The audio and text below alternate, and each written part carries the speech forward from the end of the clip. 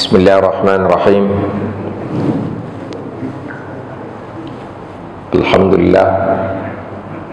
Alhamdulillahilladzi arsala rasulahu bil huda wa dinil haqqi liyudhhirahu 'alad dini kullih wa kafaa billahi shahida. Assalatu wassalamu ala Muhammadin asyrafil anbiya'i nabiyil mustafa wa ala alihi wa sahbihi wat tabi'in wa tabi'it tabi'in wa man tabi'ahum bi ihsanin wa ala man ittaba'al huda.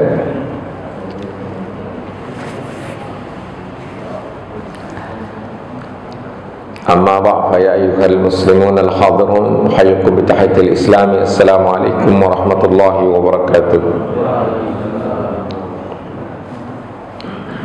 Subhanakallahumma la ilma lana illa ma 'allamtana fa'allimna ma yanfa'una wanfa'na ma 'allamtana.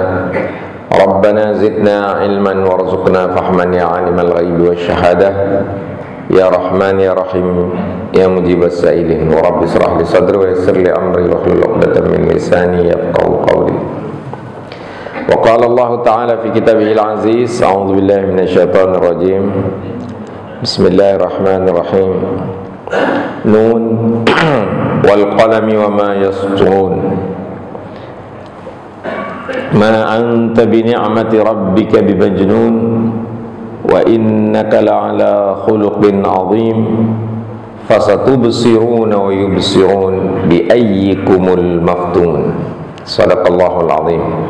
Wa qala Rasulullah sallallahu alaihi wa alihi wasallam fi hadithi syarif, innama bu'itstu li utammima makarimal akhlaq, atau kama qala Rasulullah sallallahu alaihi wa alihi wasallam. Bapak Ibu yang dimuliakan Allah, kalau kita perhatikan hadis yang populer yang berbunyi innama bu'itstu li utammima makarimal akhlaq, sesungguhnya aku ini diutus untuk menyempurnakan akhlak, menyempurnakan kemuliaan akhlak. Li utammima,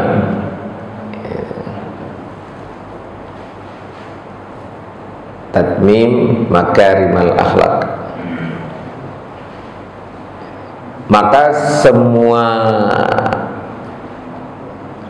ajaran Islam itu intinya adalah akhlak.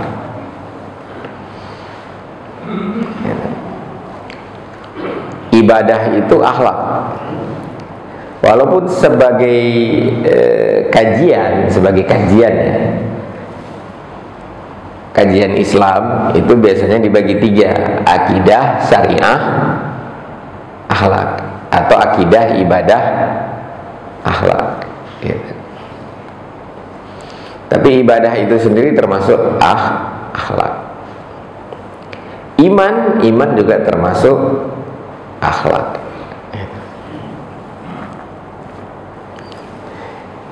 Nah, ada hadis ya, yang juga populer yang berbunyi, inna mimma adrakan nasi min kalamin nubuwatil ula illam tastahi fasna' ma syi'it. Sesungguhnya perkataan kenabian yang disampaikan kepada para manusia pertama sekali adalah, kalau enggak malu ya, maka berbuatlah sesuka hatimu.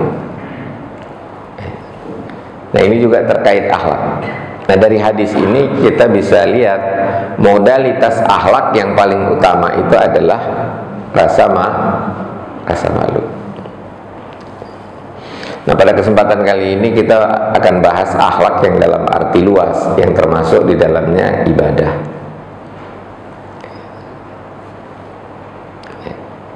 Semua amal perbuatan.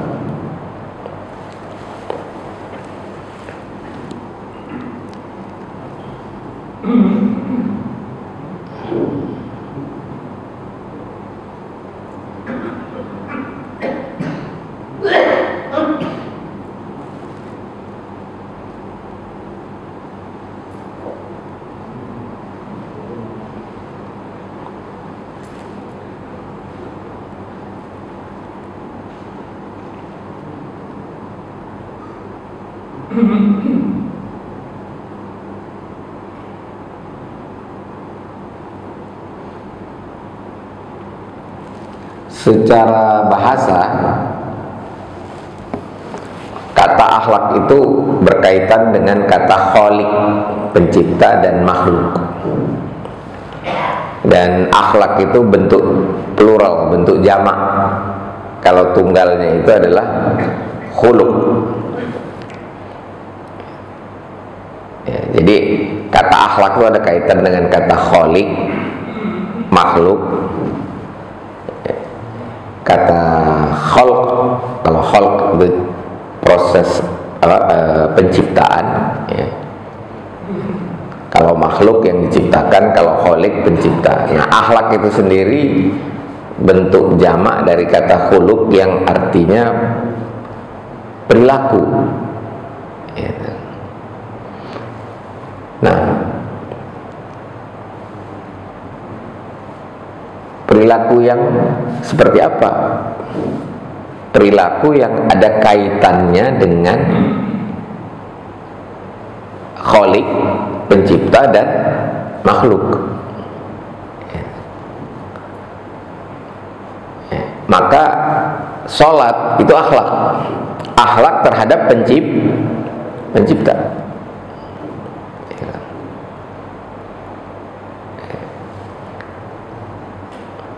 Jadi akhlak itu bukan sekedar sopan santun. Nah, begitu kurang lebih. Akhlak bukan sekedar sopan santun. Kalau sopan santun itu lebih tepatnya adab. Nanti kita bahas juga kata adab.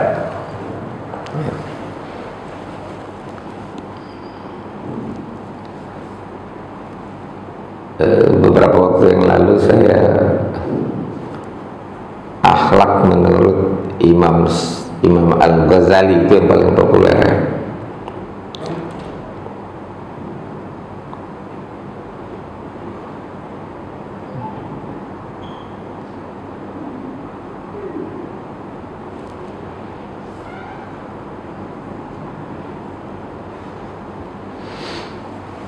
Nah, Imam Ghazali itu mendefinisikan akhlak itu adalah,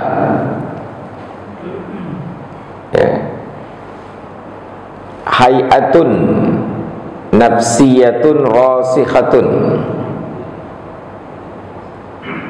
tanbi'u minhal amal bisuhulatin wa yusrin bila fikrin wala rawiyatin. Jadi Imam Ghazali itu mengatakan akhlak itu, ya, hay'ah, satu kondisi, satu keadaan, ya, nafsiyatin, keadaan jiwa, ya, rasikhah, yang tertanam di dalam diri, ya. Tanba'u minhal af'al, dari hay'ah itulah, ya, keluar perbuatan-perbuatan, ya, bisuhulatin wa yusrin, dengan gampang dan mudah, ya, wala rawiyatin wala fikrin, bila rawiyatin wala fikrin, tanpa terlalu banyak dipertimbangkan dan dipikirkan, artinya spontan, ya. Bila rawiyatin wala fikrin itu artinya spontan, enggak terlalu dipikirin, enggak terlalu. Nah, ketemu orang, salaman, sapa, ucapkan assalamualaikum secara spontan. Nah, itu akhlak, ya. Ya. Nah, jadi akhlak itu adalah kondisi jiwa yang darinya muncul perbuatan. Nah, tapi ada yang namanya stimulus, ya. Nah, jadi kalau kita dikasih stimulus apa, misalnya dikagetin, kan beda-beda orang kalau kaget reaksinya, kan. Nah, reaksinya kalau dikagetin, nah, itu mencerminkan akhlak, hay'ah yang ada di dalam jiwanya. Bagaimana reaksinya kalau ngelihat uang banyak? Gimana reaksinya kalau melihat lawan jenis gitu. Jadi stimulusnya adalah lawan jenis. Nah, itu gimana reaksinya gitu. Yang pertama sekali, yang spontan, yang nggak perlu banyak dipertimbangkan dan dipikirkan ya. Kalau udah banyak dipertimbangkan, dipikirkan, itu bisa jadi acting ya. Bisa jadi acting, bukan akhlak. Nah, jadi sekali lagi kalau kita mengacu kepada hadis innama bu'istu liutammima makarimal akhlak, aku diutus ini hanya untuk ngurusin atau untuk menyempurnakan kemuliaan akhlak, maka seluruh ajaran Islam itu sebenarnya akhlak. Cuman yang sering kita pahami sebagai akhlak itu adalah adab, sopan santun, budi pekerti, ramah tamah gitu. Yang di antara satu tempat dengan tempat lain itu bisa beda.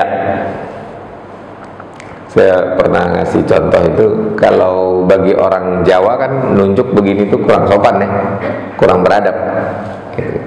Kalau saya orang Sumatera biasa aja tuh. Orang Jawa harus ya, kalau itu namanya adab. Adab itu bagian dari akhlak. Nah, kemudian ulama membagi akhlak itu dua. Ada yang baik atau terpuji, al-akhlak al-mamduhah atau mahmudah, sama al-akhlak al-mazmumah, akhlak yang tercela. Nah, jadi kalau akhlak itu ada yang baik, ada yang buruk. Tapi kalau adab itu baik semua. Maka kalau nggak baik dikatakan bukan adab buruk, bukan, tapi kurang beradab atau nggak ada adab.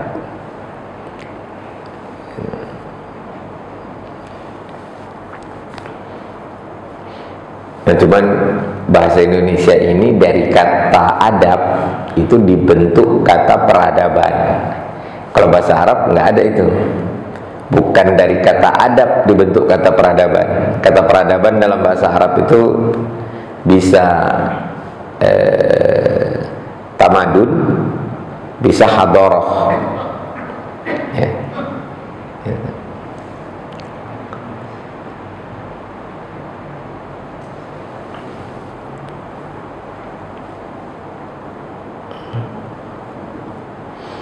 Nah, kemudian akhlak terpuji itu oleh sebagian ulama kontemporer itu dibagi lagi. Ada akhlak baik, al-akhlak al-hasanah. Ini yang paling basic. Dicontohkan itu adalah membalas perbuatan baik dengan perbuatan baik. Itu contohnya. Kalau orang ngomong assalamualaikum, nah, ya, dijawab waalaikumsalam, itu namanya akhlak hasanah.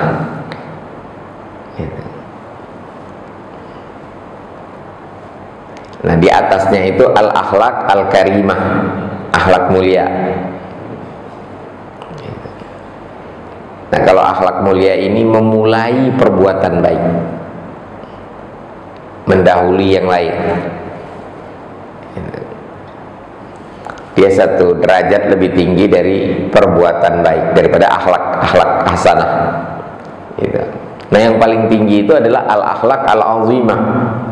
Akhlak azimah ini menjaga diri betul gitu, dan mampu merespon perilaku atau perbuatan buruk kepada dirinya dengan perbuatan baik.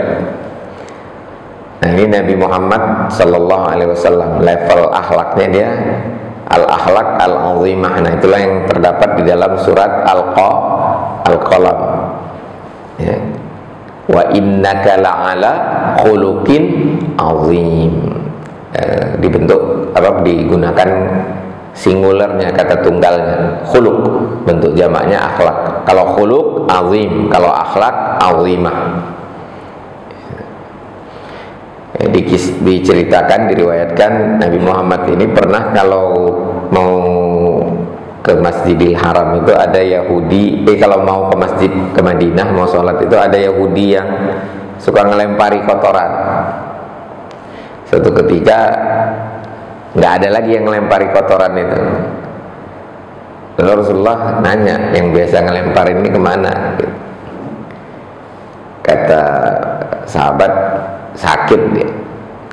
Nah, Rasulullah bukannya malah mengutuk, tapi malah menjenguk atau membesuk.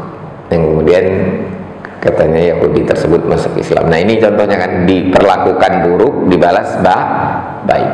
Ini air tuba dibalas dengan air susu. Nah, itu akhlaknya udah sampai ke tingkat keagungan. Agung, akhlak agung. Khuluqin azim, bukan sekedar mulia, apalagi baik saja.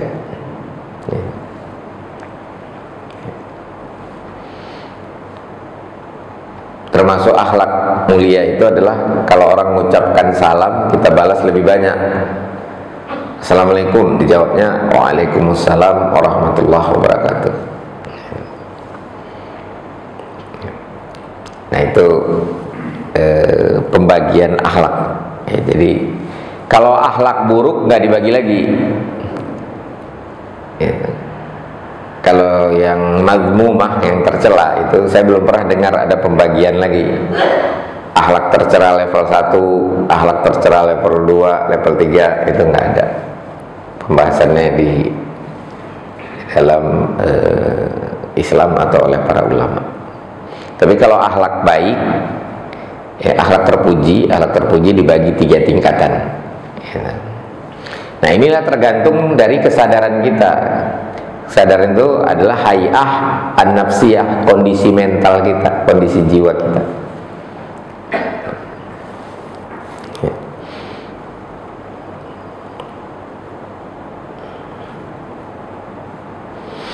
Nah, jadi akhlak itu seluruh ajaran Islam sebenarnya akhlak, dan termasuk sholat. Sholat itu akhlak terhadap kholik, kan tadi akhlak itu ada hubungannya dengan kata kholik dan makhluk. Satu akar kata dia, 3 huruf. Akar kata 3 hurufnya, trilateral rootnya itu kho, lam, dam, kof.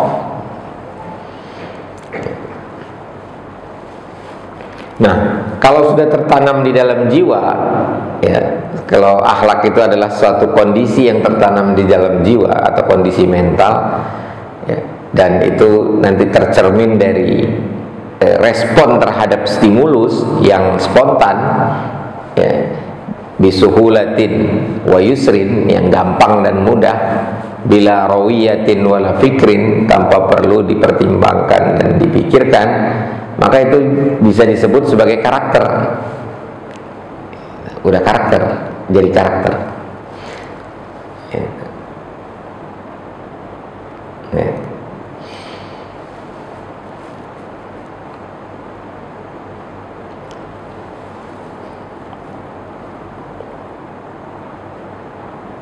Jadi di satu sisi akhlak itu adalah kondisi jiwanya, di satu sisi adalah aktualisasinya, perbuatan, af'al. Ya. Nah, af'al itu mencerminkan apa yang ada di dalam jiwa. Kalau marah itu af'al.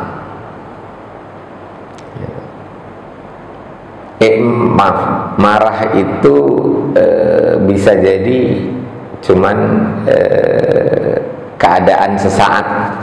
Marah dalam arti jengkel gitu, itu keadaan sesaat. Tapi kalau marah dalam arti memarahi seseorang, nah itu perbuatan. Nah, kalau terbiasa marah, orangnya marah-marah, yang kita kadang-kadang sebut sebagai emosional, gampang marah, itu sering ngamuk gitu. Kalau itu sudah karakter.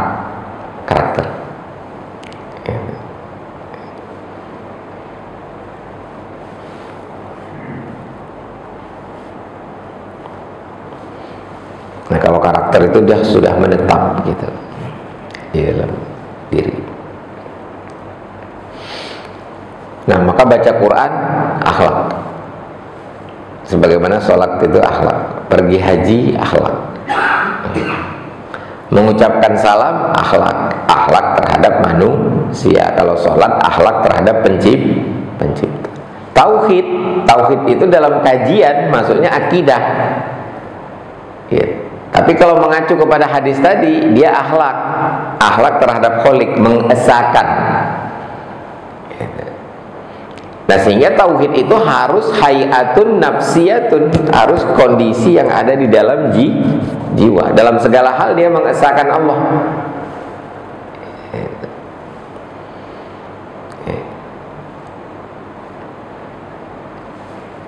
Contohnya apa? Kalau sakit, siapa yang menyembuhkan? Kesadarannya nih, yang bikin sembuh itu dokter, obat, rumah sakit, atau Allah? Allah. Yang lain itu wasilah aja. Idza maritu fa huwa yashfi. Nah, itu iman. Ikhlas akhlak. Riya akhlak, cuman kalau riya akhlak mazmumah, akhlak tercela. Kalau ikhlas akhlak mazmumah. Cuman sebagai perbuatan, dia perbuatan batin, nggak kelihatan.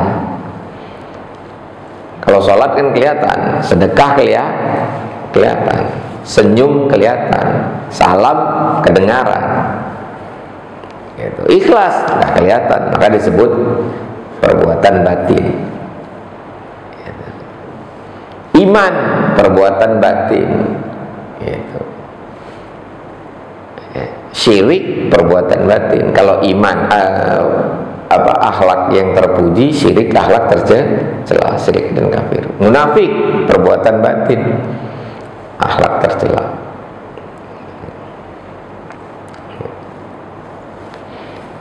Korupsi perbuatan zahir. Kalau dalam pembagian akhlak, dia akhlak tercela. Kalau korupsinya sesekali, bukan sesekali, maaf, sekali aja ya. Nah itu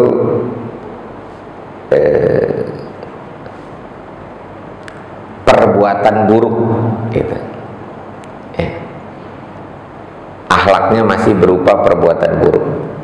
Tapi kalau sudah korupsi itu mendarah daging, nah itu namanya sudah karakter. Tiap hari di otaknya ini, bagaimana caranya uang negara jadi uang saya, gimana caranya uang negara jadi uang saya. Nah itu udah karakter. Kalau setiap hari bangun jam atau setengah jam sebelum azan subuh, sholat malam dan seterusnya, itu sudah sehari-hari dan sudah dilakukan dengan mudah, bila rawiyatin wala fikrin. Nah itu sudah karakter, bukan sekedar perbuatan. Jadi akhlak itu ya harusnya sampai ke tingkat karakter, bukan sekedar perbuatan. Kalau perbuatan nanti bisa sebatas adab saja ya.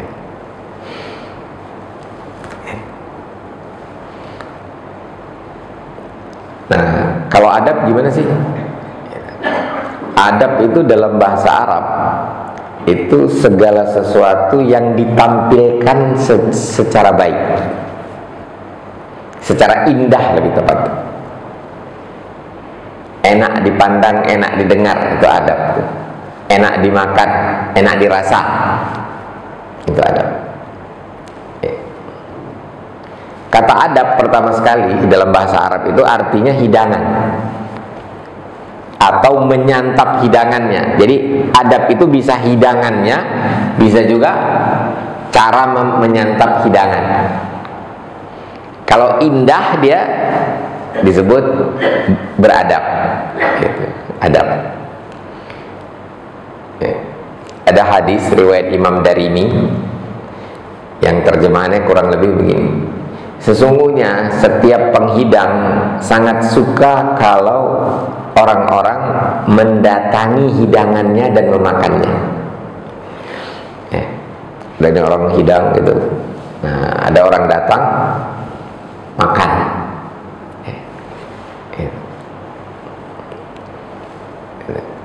Nah, ketahuilah, kata Nabi Muhammad SAW, sesungguhnya hidangan Allah itu Al-Quran. Nah, artinya apa? Ya dalam tanda kutip ya disantap Al-Quran itu, ya dibaca, dipahami. Nah, hadisnya itu menggunakan kata adab. Ala inna adaballahil Quran. Ketahuilah bahwasanya adab Allah itu Al-Quran. Nah, adab di sini bukan dalam arti perilaku. Adab di sini adalah hidangan yang indah, hidangan yang disusun gitu.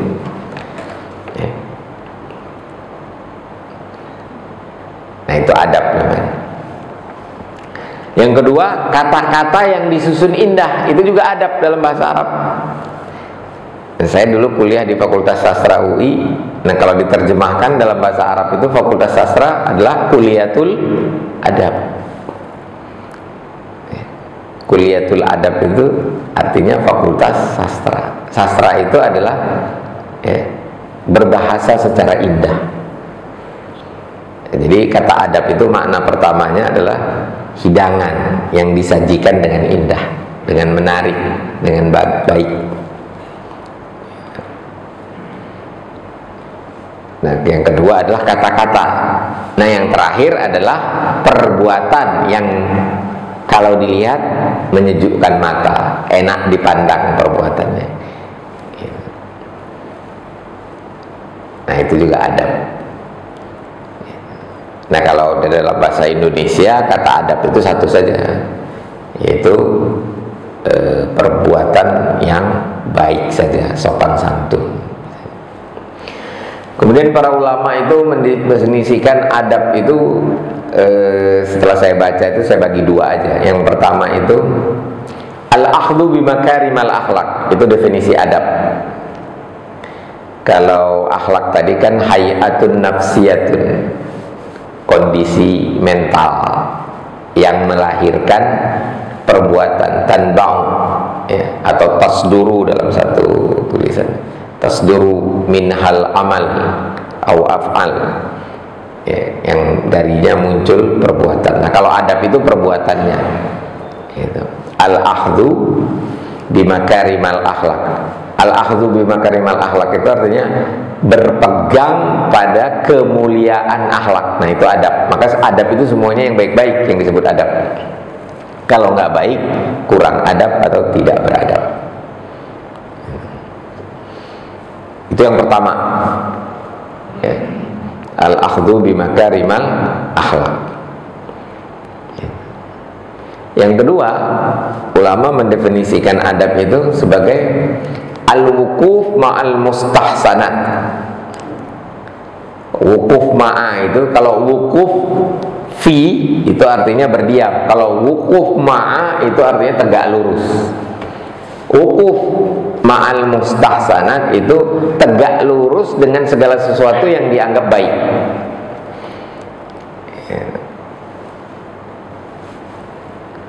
Misalnya bagi orang Jawa yang dianggap baik itu kalau memberi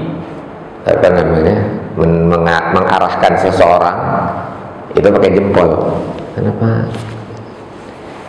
Nah, itu disebut mustahsanat, dianggap baik oleh orang Jawa gitu. Kalau di Sumatera pakai telunjuk juga mesti dianggap baik, ya, mesti mustahsanat.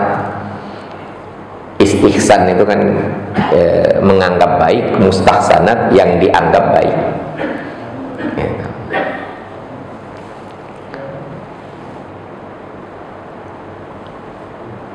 Yang dianggap baik kalau menyebut diri terhadap orang, di hadapan orang yang lebih tua itu saya apa pakai aku, pakai saya apa aku, saya. Nah, itu adab. Kalau pakai aku secara hukum boleh aja, nah, masalah ya. Tapi secara adab kurang. Tapi kalau dengan teman ya, pakai aku nggak apa-apa ya. Nah kalau orang Jawa banyak itu, bukan cuma saya sama aku. Ada berapa Pak? Ada kulo, ada apa lagi? Saya itu kalau paling kasar, tapi kasar tuh biasanya jadinya akrab juga. Kalau raja nyebut dirinya apa? Ingsung. Itu masalah adab.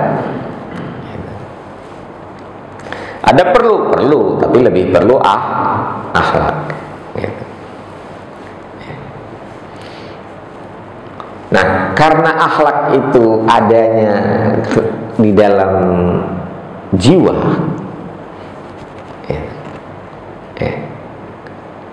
nah maka ada dai dalam hal ini. Saya dengar dari Ustadz Hadi Hidayat. Jadi kalau ada orang non muslim berbuat baik, kata Ustadz Hadi Hidayat, itu kita jangan sebut berakhlak. Ini kata dia ya, kata dia. Ya saya juga setuju sebenarnya. Tapi sebut aja beradab. Karena yang tertanam di dalam jiwanya itu beda katanya. Nggak ada konteks kholik dan makhluk. Kalau orang sudah nggak percaya Allah, berbuat baik, itu jangan disebut akhlak, sebut aja adab.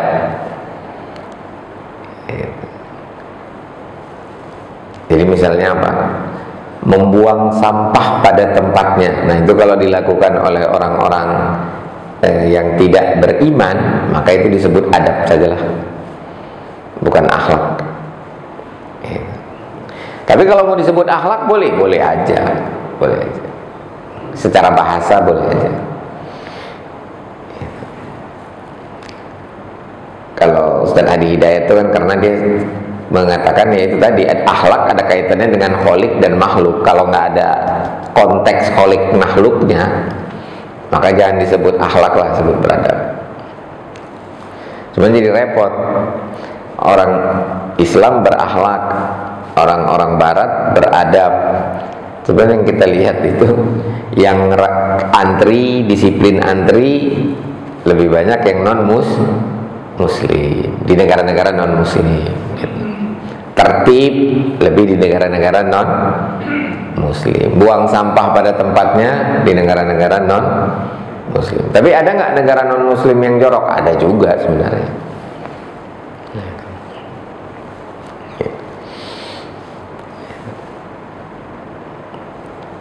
Nah, kalau adab terbagi di definisi ulama itu ada dua. Ada berpegang pada nilai yang, jadi itu acuannya Islam. Nah itu adab Islami itu al-akhdhu bimakarimal akhlak. Kalau adab sehari-hari itu wukuf ma'al mustahsanat, tegak lurus dengan apa yang dianggap baik. Nah, jadi di mana dia berada, budaya di situ seperti apa, ya ikut budaya di situ. Nah itu namanya beradab. Kalau enggak ya kurang beradab di orang. Kalau di Jawa ya jangan nunjuk pakai telunjuk, nunjuk pakai jempol. Nah orang Jawa kalau ke Sumatera dia akan tetap nunjuk pakai jempol. Kenapa? Udah karakter. Itu sudah jadi akhlak, bukan sekedar adab, tapi sudah jadi karakter. Nah maka pendidikan akhlak itu butuh yang namanya pembiasaan. Biasa sholat, biasa infak, sedekah, biasa tilawah dan seterusnya. Pembiasaan sehingga melahirkan kebiasaan. Tapi tetap yang paling penting itu adalah kesadaran.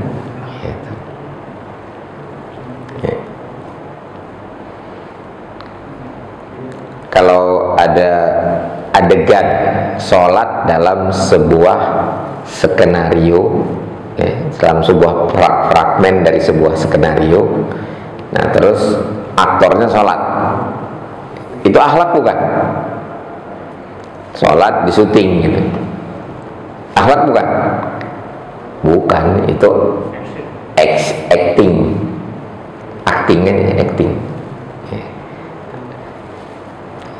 Watak, tapi bukan watak asli, bukan karakter asli, itu karakter berperan gitu. Aslinya nggak sholat dia. Kalau artis itu non muslim aja ada yang sholat, ada ketika berperan ya gitu. Nah itu bukan sholat, itu bukan akhlak, acting. Begitu juga kalau ada orang atau anak lah, kalau ada anak sholat itu kalau ada bapak sama ibunya, kalau ada bapak sama ibunya dia sholat, nah itu bukan sholat, bukan akhlak, itu acting.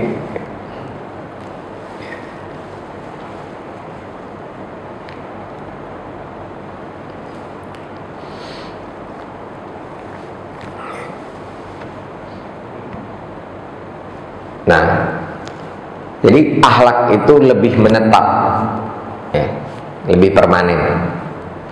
Kalau adab ada yang permanen, ada yang enggak. Ya.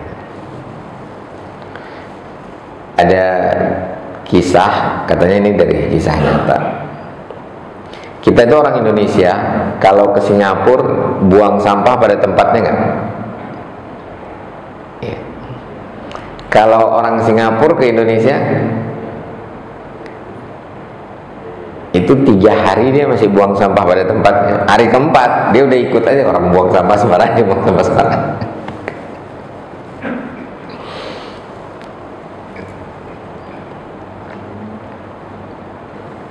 Nah, kalau kita ke Singapura buang sampah pada tempatnya, tidak berani buang sampah sembarangan, nah itu belum jadi karakter, masih adab saja. Kenapa? Karena kita takut kena denda. Meludah sembarangan di Singapura kena denda.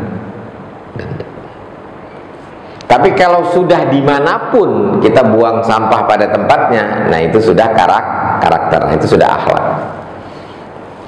Sudah akhlak dalam arti karakter, bukan sekedar af'al, bukan sekedar perbuatan. Nah, bagaimana cara menumbuhkannya? Yaitu dengan pembiasaan. Tapi yang paling basic itu adalah penyadaran, karena harus kesadaran. Kalau bukan kesadaran, itu kalau karena diarahkan, ya, disutradarai, sholatnya ada sutradaranya. Nah itu mah sholatnya bukan akhlak. Baca Quran ada sutradaranya, nah itu baca Qurannya bukan akhlak, itu hanya bermain peran. Sholatnya sholat sandiwara.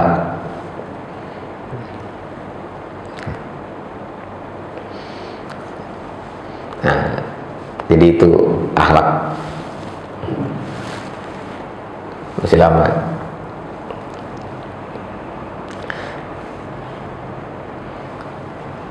Bagaimana akhlak remaja?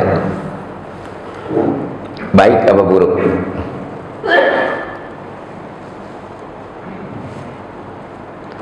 Atau begini, bagaimana akhlak kita waktu remaja?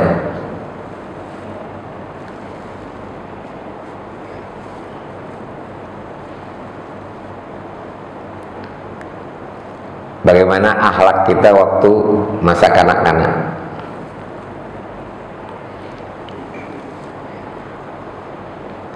Nah, sering ada perbedaan kan? Waktu kita remaja gimana perilakunya, waktu sudah dewasa gimana perilakunya. Nah, kita yang sudah tua kalau ngelihat anak remaja sekarang rasanya kurang berakhlak, tapi dalam arti kurang beradab.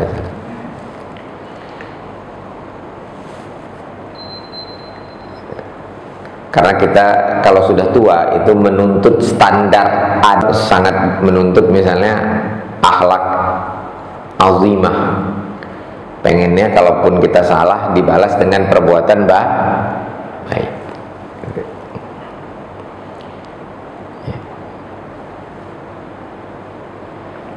Nah, apakah ada kaitannya antara akhlak dengan usia?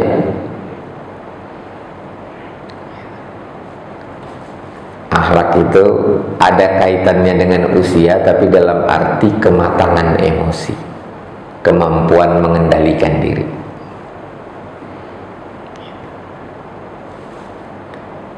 Kalau remaja itu kan memang kemampuan mengendalikan dirinya belum sestabil orang dewasa, apalagi kalau sudah tua. Makanya orang tua sering disebut bijak.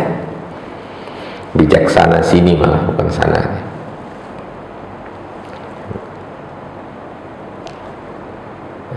Jadi kaitannya justru dengan pengendalian emosi. Emosi dikendalikan dengan apa?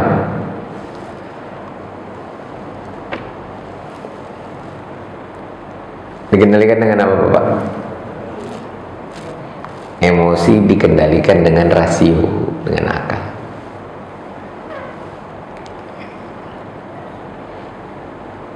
Emosi tidak dikendalikan dengan emosi juga. Jadi dikendalikan dengan akal. Maksud dikendalikan dengan akal itu begini, dipertimbangkan dulu sebelum dilakukan. Kalau digampar, itu kan ada rasa yang nggak bisa kita kendalikan, rasa sakit secara fisik. Secara mental rasa apa, Pak? Jengkel kan? Gampang. Apa? Jengkel.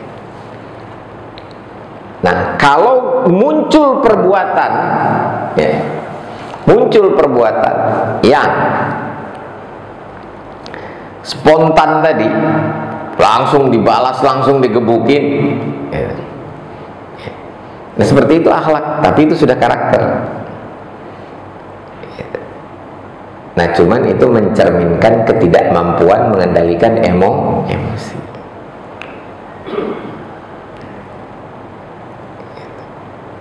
Nah, dia lebih make perasaannya.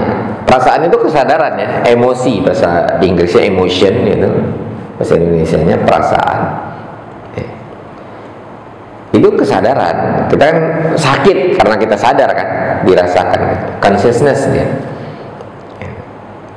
Nah, rasa sakit itu yang menjadi dasar kita merespon orang yang menggampar kita, atau akal yang kita pakai. Kalau akal yang kita pakai, maka sikap kita sikap rasional.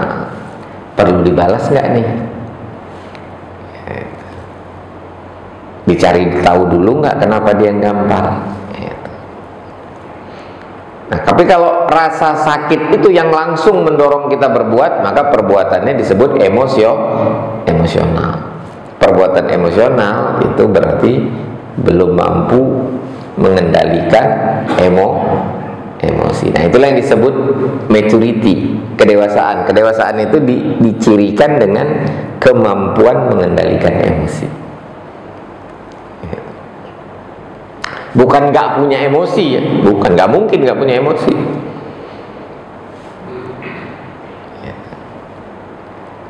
Semua kita pasti pernah jengkel, bahkan mungkin sering jengkel, kesel gitu. Semua kita pernah takut, bahkan sering takut gitu.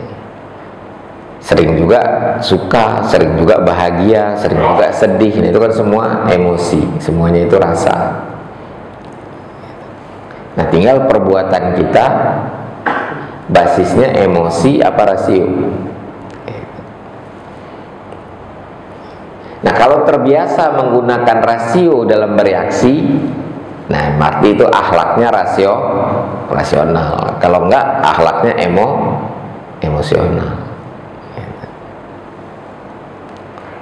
Kalau dalam bahasa Indonesia kata emosi itu bisa bermakna sangat sempit, marah-marah. Jangan emosian lo, jangan marah. Padahal cinta juga emosi, suka emosi, benci emosi. Ya. Nah, kalau WhatsApp mau mengekspresikan rasa, kalau chat itu berbincang pakai teks menggunakan simbol. Simbolnya disebut apa? Emoticon.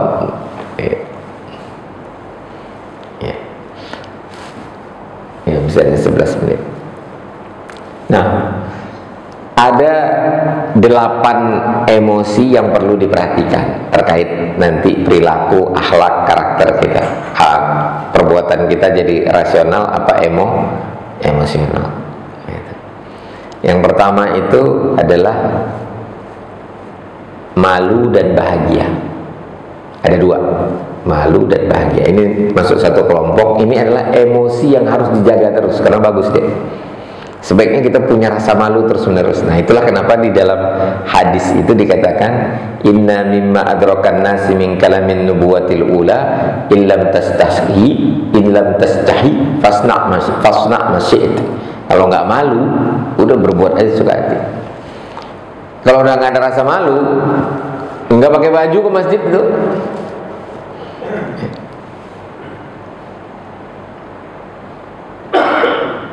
Tanpa busana sama sekali, bukan hanya baju, celana juga enggak. Biasanya orang apa kita sebut gitu? Gila, karena akalnya, rasionya sudah tidak bisa berfungsi untuk mengendalikan emosinya. Udah hilang rasa malunya. Biasa aja deh. Nah, makanya dalam Islam itu kalau orang akalnya rusak, maka perbuatannya nggak direken. Rufi'al qalam, diangkat pena, nggak direken bahasa Betawinya, nggak dicatat, nggak dianggap. Nah, begitu juga anak kecil sampai mukallaf, karena akalnya belum terlalu bisa mengendalikan emosinya, maka dia, nah itu sampai dengan usia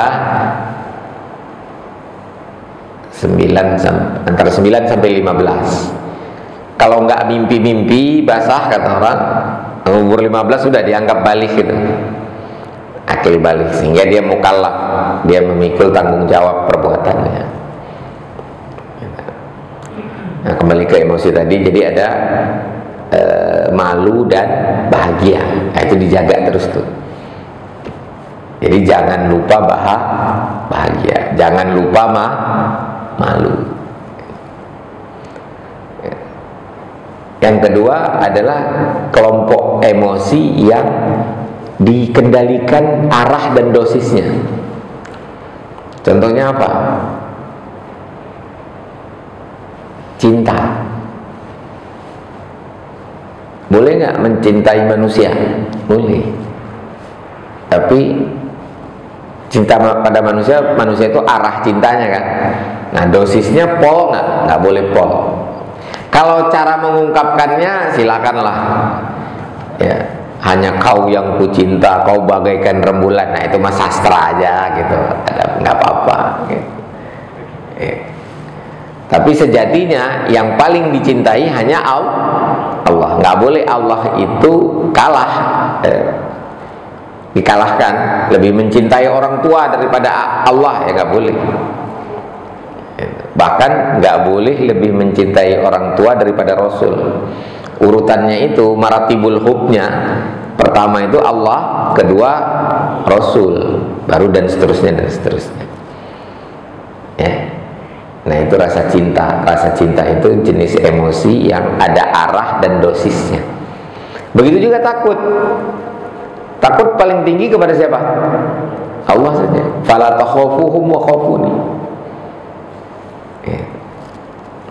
Boleh nggak takut sama harimau? Boleh, nggak dosa lah. Itu kan spontan aja.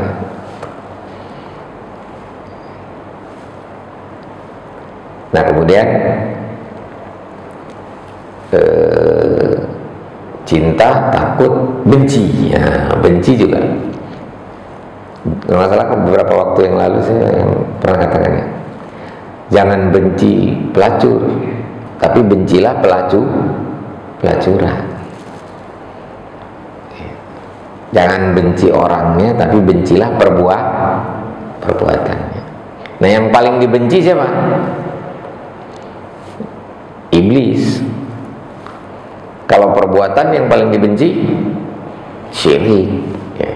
Nah, itu tadi 3 emosi yang ada arah dan dosisnya. Ya, yang terakhir emosi yang kalau bisa nggak boleh lama, harus segera dihilangkan. Ya. Apa itu? Marah, salah satunya.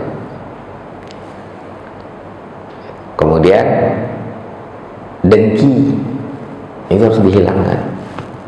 Rasa dengki, rasa hasud, rasa iri. Kalau ada orang seneng dia, nah itu kalau sudah nggak bisa dihilangkan terus menerus, udah jadi karakter, nah itu disebut psikopat atau sosiopat.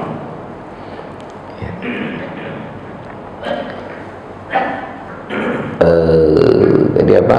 Dengki, kemudian sedih nggak boleh lama-lama, sedih, dengki itu harus segera dihilangkan.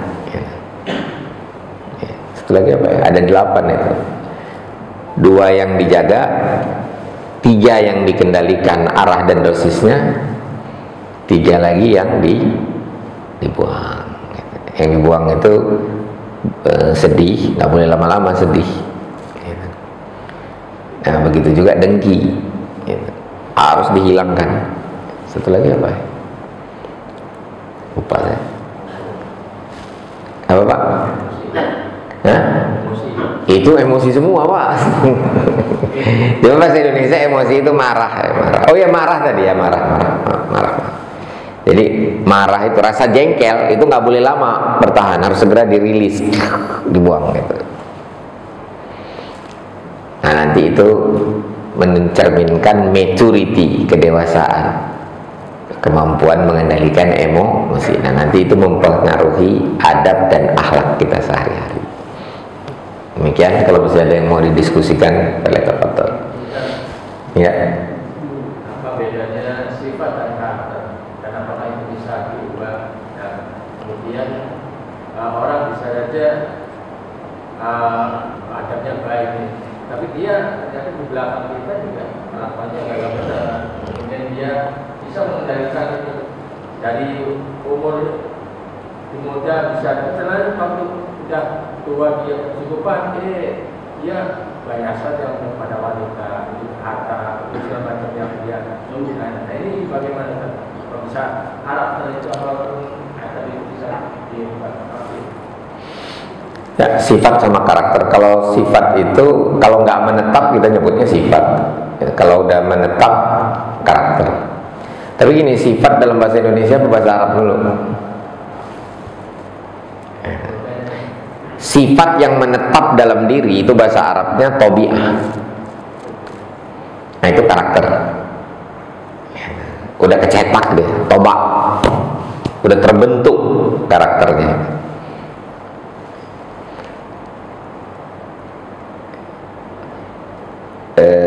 Bentuk fisik itu dalam bahasa Arab juga sifat. Sifat fisik Rasulullah, artinya bentuk fisiknya. Sifat itu segala sesuatu yang tergambarkan, description, descripted itu. Sifat itu descripted, yang digambarkan, gambarkan.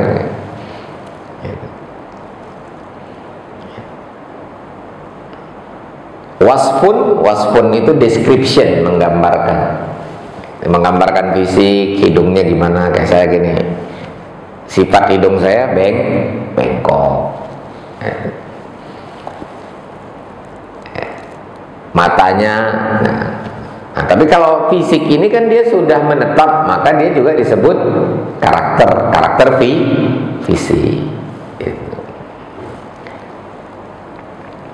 Tetapi dalam percakapan sehari-hari kata sifat dengan karakter itu ya saling menggantikan saja,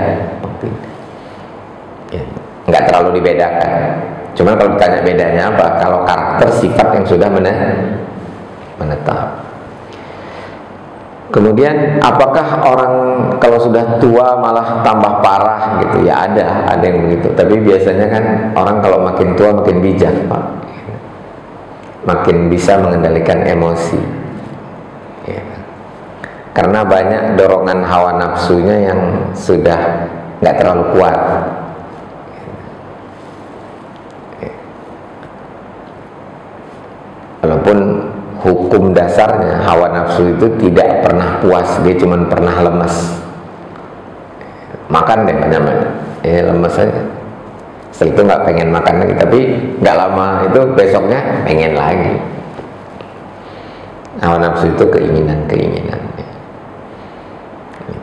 Nah, nanti apa bedanya syahwat sama hawa nafsu? Ya bisa dibedakan, bisa sama. Kalau ulama mengatakan syahwat itu yang fisik, gitu. Pasangan, nah itu syahwat. Harta benda, emas perak, itu syahwat. Kalau pengen dipuja, pengen dipuji, nah itu nafsu, hawa nafsu, gitu. Intangible kalau hawa nafsu itu. Kalau syahwat itu yang tangible. Nah, bisa nggak terjadi seperti tadi, orang tua malah ini bisa. Terus kelihatannya baik tapi di belakangnya enggak. Nah, itu bukan akhlak. Itu yang tadi saya bilang acting.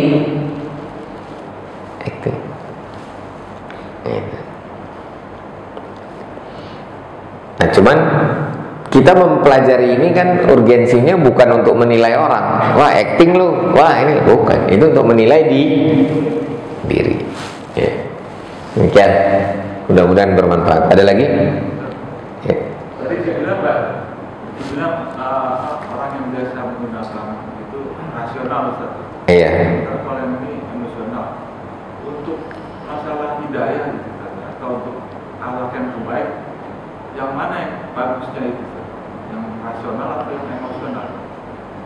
Misalnya kita lihat orang-orang yang dapat hidayah gitu, atau yang balik di Islam itu yang lebih rasional atau yang lebih emosional? Rasional. Kalau perbuatan itu harus rasional. Gitu. Karena saya pernah dengar ada istilahnya, ada Ustaz yang bilang percaya tanpa logika. Kalau percaya ada logikanya, logika iman namanya. Cuman tanpa pembuktian indrawi, itu tanpa pembuktian empirik.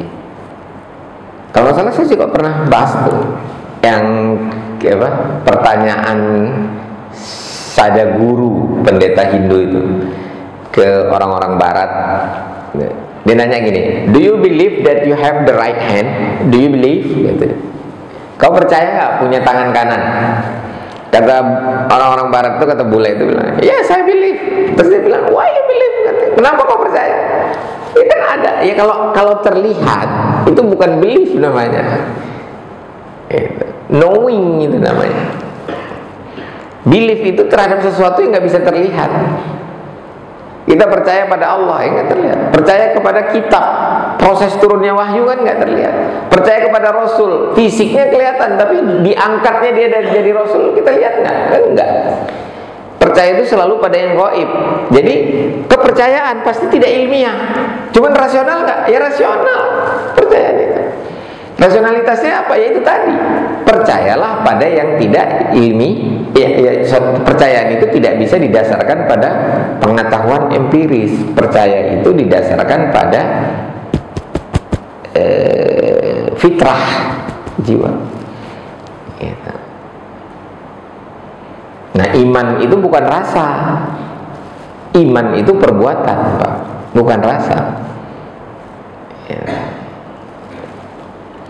Rasa itu ya marah, benci, bahagia, itu rasa, itu emosi. Jadi hidayah itu bukan emosi, bukan. Ya.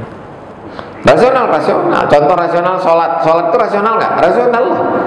Ada pencipta, ada yang diciptakan. Penciptanya menuntut yang diciptakan itu nyembah dia. Rasional kan?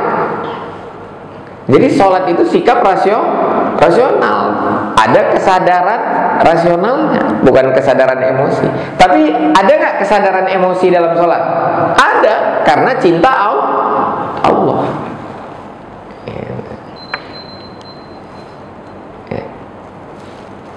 Emosi saja yang menjadi dasarnya, pencetusnya. Nah, itulah yang disebut sikap emosional. Meninggal, ada yang meninggal, ada musibah kematian, entah istri, entah anak, orang tua. Sedih nggak? Sedih itu spontan kan? Kalau sedih itu emosi, bukan perbuatan. Dia emosi aja, keadaan dia dalam jiwa. Nah, kemudian menghasilkan perbuatan apa? Nangis apa meratap?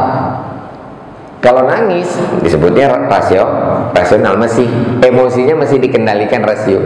Tapi kalau udah meratap, nah berarti udah nggak ada, udah kehilangan kesadaran rasional. Gitu. Dalam Islam dilarang meratap. Nangis, nangis. Rasulullah ketika anaknya meninggal, nangis. Ya. Karena itu emosi. Jadi perbuatan kita itu ada yang didorong oleh emosi. Salah satu emosi itu cinta, suka. Makanya diatur dosisnya. Gitu. Seperti itu Pak. Ya. Kalau orang sudah rasionya nggak berfungsi, akalnya nggak berfungsi, beriman aja nggak perlu dia. Sholat juga nggak perlu, itu orang gila kan. Rupi alkohol, ya. Yang di barat, Kenapa? Kalau di barat itu, yang kebanyakan mualaf itu wanita. Banyak mualaf wanita. Porsinya terbesar wanita, dibanding yang laki-laki. Nah kalau kita tahu sendiri kan wanita lebih banyak emosinya dibanding rasional. Jadi kadang saya pikir apa emang harus ke sisi emosional juga untuk terima hidayah. Wanita itu sering dikatakan kalau tindakannya itu didasarkan pada 9 emosi, 1 rasio. Kalau laki-laki 9 rasio, 1 itu kan ketika dikomparasikan antara laki-laki dengan perempuan. Tapi apakah komparasi itu mengatakan perempuan nggak ada rasionya? Ada kan? Apakah laki-laki nggak punya emosi? Ada. Bodoh aja Pak, laki sama perempuan. Cuman yang bekerja wanita itu lebih banyak emosinya, dan itu dibutuhkan dunia Pak. Terutama untuk mendidik itu faktor emosi harus lebih banyak gitu. Daripada ketika misalnya apa? Ketika manjat. Manjat itu kan hasil gitu. Jadi bukan berarti gini, orang emosional lebih mudah beriman daripada orang rasional. Nggak bisa begitu Pak, dibuat hukumnya, nggak bisa. Nah fitrah manusia itu bawaannya beriman. Nah fitrah itu bukan hanya emosi gitu. Kan ini kan rasional gitu. Ada keteraturan di dalam kompleksitas alam semesta. Apa mungkin itu terjadi sendiri, nggak ada yang mencipta? Itu rasional kan? Rasional. Ya rasional diperlukan. Dan ketika hendak berbuat harus rasional. Maka untuk rasional itu harusnya kita spontan. Nah kita tuh terbiasa emosional pakai emosi, atau terbiasa pakai rasio.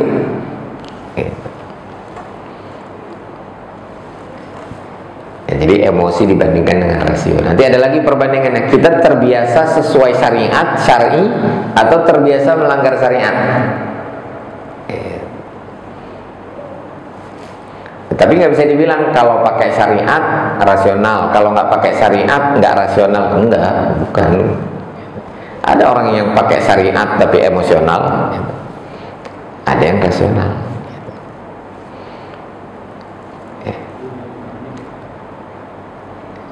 Kurang lebih begitu. Mudah-mudahan bermanfaat. Al-haqqu min rabbik fala takunanna minal mumtarin. Kebenaran dari Allah, jangan ragu-ragu atas kebenaran. Apa yang kami sampaikan tentu tidak terlepas dari kesalahan dan khilafan kami sebagai manusia. Untuk itu walafu minkum wastaghfirullah li wa lakum wallahu al-muwaffiq ila aqwamit thoriq. Wassalamualaikum warahmatullahi wabarakatuh.